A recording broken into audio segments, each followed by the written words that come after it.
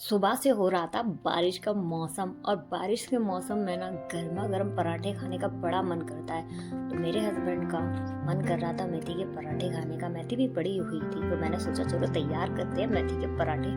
तो मैंने यहाँ पर एक मेथी ले ली थी जिसको मैंने छाट बीन कर तैयार कर लिया।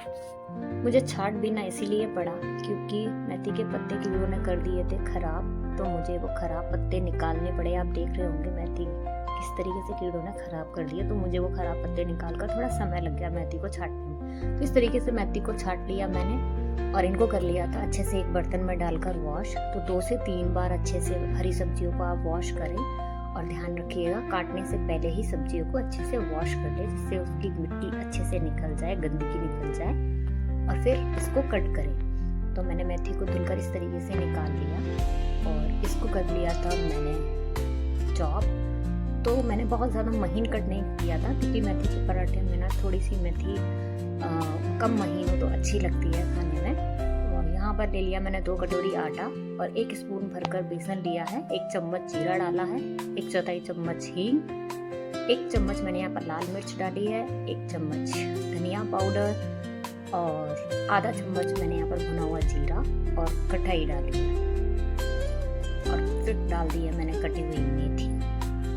मेथी डालने के बाद मैंने यहाँ पर स्वाद अनुसार नमक डालकर और इन सबको कर लिया है अच्छे से मिक्स।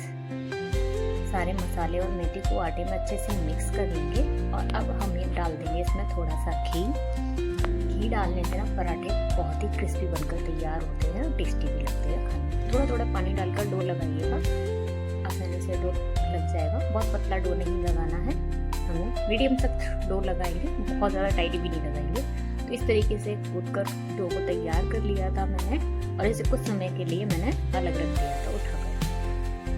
और ये देखिए डो हमारा तैयार हो गया है पराठे बनने के लिए। तो इस तरीके से मैंने डो को लगाकर तैयार कर लिया और फिर ज़्यादा देरी ना करते हुए मैंने यहाँ पर पराठे बनाना स्टार्ट कर दिया क्योंकि हस्बैंड को ना वेट नहीं हो रहा था, उनको भूख लग रही थी। तो मैंने सोचा चलो जल्दी जल्दी बनाकर तैयार करते हैं। तो इस तरीके से लोई बनाकर मैंने हाथ से ही इसको बढ़ा लिया था। आप देख रहे हैं बिल्कुल भी आटा ना हाथ पे चिपक नहीं रहा है। और फिर इस तरीके से थोड़ा सा मैंने सूखा आटा लगाकर इसको बढ़ा लिया और इसको कर लिया था मैंने थोड़े से घी से ग्रीस करने के बाद हाथों से मैंने कुछ इस तरीके से लोई को फोल्ड कर लिया।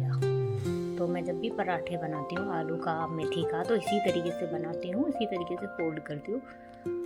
अच्छा बनता है और फूल भी जाता है, आसानी से बिल भी जाता है। तो इस तरीके से पराठा बनकर तैयार हो गया और मैंने तवा पहले से ही गैस पर गर्म होने के लिए रख दिया था।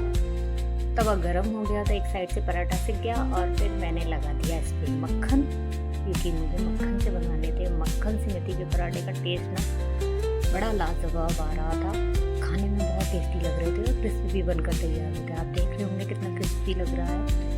इतना ये क्रिस्पी लग रहा है ना देखने में, उतना ही चटपटा और टेस्टी भी लग रहा था खाने में। जैसे ही एक पराठा तैयार हो गया हस्बैंड किचन में आ गए कि अब मुझे दे दो, मुझसे बर्दाश्त नहीं हो रही। तो मैंने बोला एक और पराठा सिक जाने दो। बस फिर क्या था, दूसरा पराठा मैंने तैयार करा, जल्दी जल्दी लगाया मक्खन और मक्खन लगाने के बाद उसको दोनों साइड से उलट के अच्छे से सेक लिया। दूसरी साइड भी मक्खन लगा दिया और मक्खन मैं बहुत ज़्यादा यूज़ नहीं कर रही थी क्योंकि अनहेल्दी भी नहीं बनाने थे पराठे।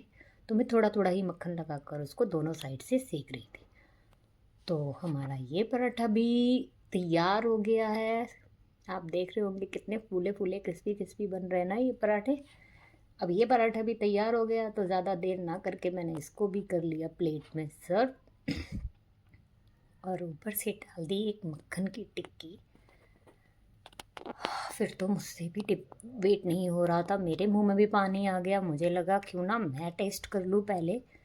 तो सबसे पहले मैंने टेस्ट किया, बाद में अपने हस्बैंड को दिया क्योंकि मुझसे तो रहा ही नहीं जा रहा था गर्मा गर्म पराठे देखकर। तो मैंने यहाँ पर एक बाइट टेस्ट ही कर लिया और सच में बड़ा टेस्टी और क्रिस्पी और चटपटा लग रहा था ये पराठा। आपको ये रेसिपी कैसी लगी कमेंट करके ज़रूर बताइएगा और बारिश के मौसम में ना मेथी के पराठे, आलू के पराठे तो ज़रूर बना कर खाइएगा।